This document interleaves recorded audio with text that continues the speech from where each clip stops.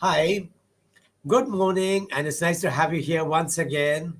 This is R.N. Bhaskar from BKBB, which is an acronym for Bhaskar Key Business Party. It's a channel that comes to you with policy analysis, with conversations, and an occasional business story as well. But right now at 8:15 in the morning, we bring to you news behind the news. And today, my co-anchors are Husaina and Saloni. Welcome, both of you. It's good to have both of you here. And the three of us are going to discuss the following titles. They're given on a screen. The first is how India's debt continues to climb. The second story is about how the rupee grows weaker even against a weakening dollar. And the third one is about how the snacking business is attracting more and more people to invest in it. Okay, let's begin with the first story. The first story is important for many reasons. It tells you about how India's external debt has continued to climb. It has continued to climb both in rupee terms as well as in percentage terms. It is 736 billion right now, 19% of gross GDP, and that is till the end of 2020, till March 2025. Last year, it was 668 billion or 18.5%. So you can see percentage-wise as well as dollar-wise, we have increased our borrowing. Borrowing by itself means nothing if the money is used profitably, if the money is used productively. But remember how last year we had 12 bridge collapses in 13 days in the state of Bihar? And do you remember how one of the most profitable infrastructure projects, the Eastern Dedicated Freight Corridor connecting the Western Dedicated Freight Corridor connecting Haryana to JNPT and then Dighi, has been postponed year after year after year. And instead of that, you took the Eastern Dedicated Freight Corridor from Haryana to West Bengal. Even though there's not much traffic, even though the returns to the economy are not very good, effectively when governments decide to spend money on not so productive assets or on assets that destroy themselves, you have wasted that money. And I'm afraid if you take a account of all the money spent in infrastructure, you find that there are cost overruns, there are time overruns, and many of the projects are substandard. And that is a poor commentary on a country that wants to be counted among the best and the most beautiful in the world. And that takes me to the second story, which is also about a worrying factor, and that is the Indian rupee. Saloni, could you come in? Yes, sir. So the Indian rupee hit a fresh low of 88.44 against the US dollar on Thursday, pressured by strong demand from importers amid concerns over potential US tariffs. So far in the current financial year, the rupee has depreciated 3.36% against the dollar. In calendar year 2025, this year, it has weakened 3.2%, making it the worst performing currency in Asia. On Wednesday, it had settled at 88.10 per dollar. The reasons for this decline are strong demand from importers, the rebound of the greenback against major currencies, and concerns over a widening trade deficit, which has been exacerbated by increased US tariffs and renewed trade links with China. Sir, although the rupee recovered slightly after positive signals from Trump on an India US trade deal, it remains fragile amid persistent dollar demand, global uncertainties, and continued foreign portfolio investor preference for the greenback. Foreign investors have net sold $11.7 billion worth of domestic debt and equity so far this year. The liquidity drain via RBI's forex intervention increased in July and August, with capital flows turning negative with the escalation in tariff tensions.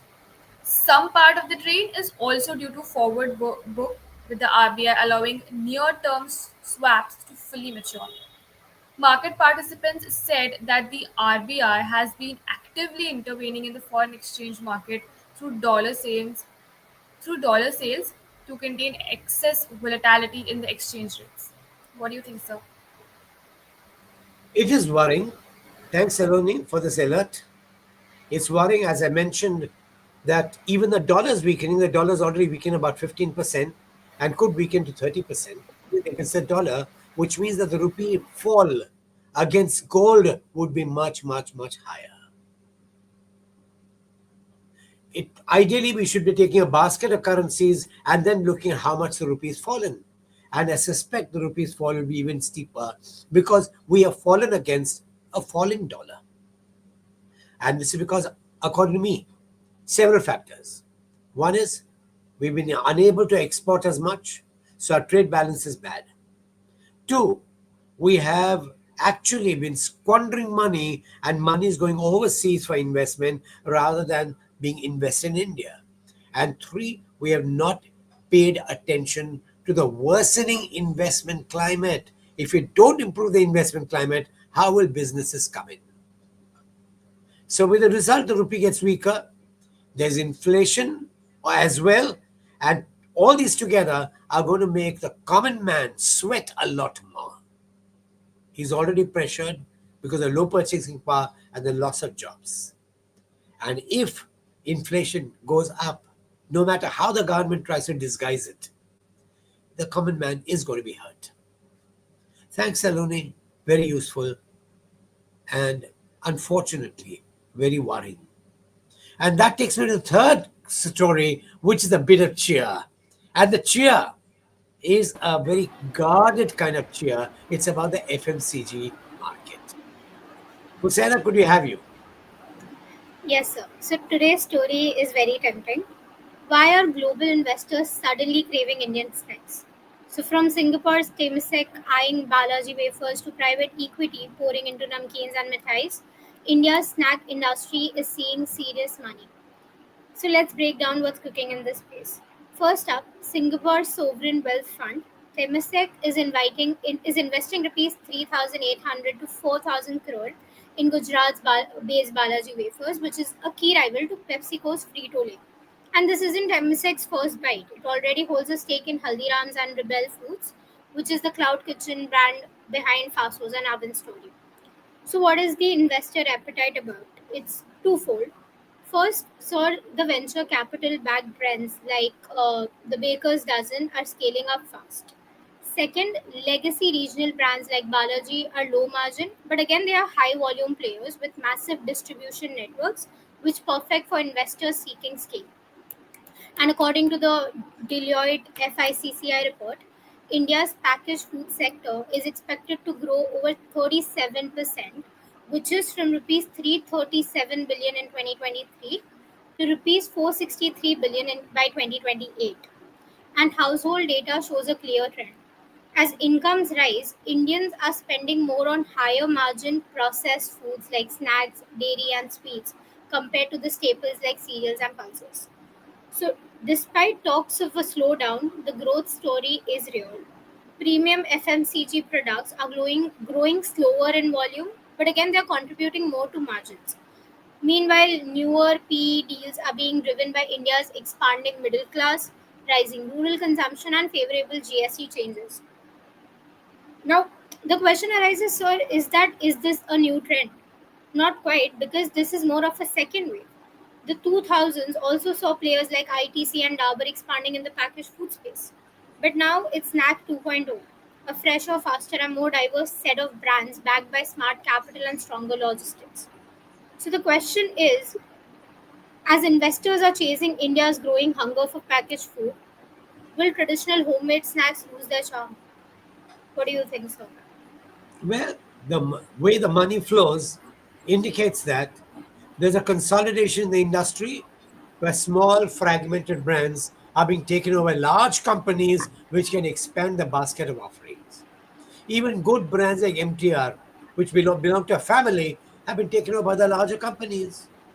And the larger companies make this one more offering in the basket so they can cater to every taste in every region of the country. Now that's all right. But when snacks and fast foods, when but basically something that is not good for health starts increasing market share and money starts flowing there, it is a cause for worry for India. Because the only people who will become richer are the investors who see a growing market and maybe medical professionals who will have more healthcare problems afterwards. And India's health bill can be an extremely distressing factor. Well, you win, lose, lose some, you win some. What will happen eventually? Let us see. But right now, the climate is ripe for snacks. That finishes. Thank you very much, Husseina. And that finishes our news items for today. And before I go on to comments and discussions, can I make my usual reminder? Please click the subscribe button. Please click the like button if you have not clicked it already. And third, please tell all your friends about us. It helps us grow faster. And now let me take up the comments that have started coming in. Why does the government not do something about the promotion of snacks which are not very healthy? Well, the government needs money. And if snacks invite a large tax component, why not? The government has lost almost all its desire to improve society's health. As a result, India has become the diabetes capital of the world. And in spite of that, you have the government-owned FSSAI giving ratings which make snacks and poor health foods equal to milk. What else can you say? That takes me to the second question. The rupee is growing weaker against the dollar. What about the euro? Well, the euro is also getting weaker. Just yesterday, if you had looked at the news, France has invited a lot of criticism from the EU, saying that it could destabilize the EU. Germany is on its knees. UK, which is not part of the EU, is also on its knees. All of them have been bailed out by America in one way or the other. And it's only now that they started looking at markets beyond America and beyond Europe. That's a way of the world. The markets are changing. The center of gravity is changing. And if India does not move fast, its rupee will start reflecting the dollar more and more, becoming weaker day by day. And that takes me to the third question. Is it? Yes, it can. If there's more sensible control on government spending. The government is the biggest spender of money. And if the government spends unwisely, debt is bound to increase. And corporates have suddenly found that debts are cheaper than the equity markets, and good corporates prefer debt and not equity. Bad corporates prefer equity and not debt. That's again the way the world goes. Money talks, and it's talking even now. The borrowers are going to be happier because they can get more money, and the country loses because it has not invested wisely. And that brings me to the end of today's session.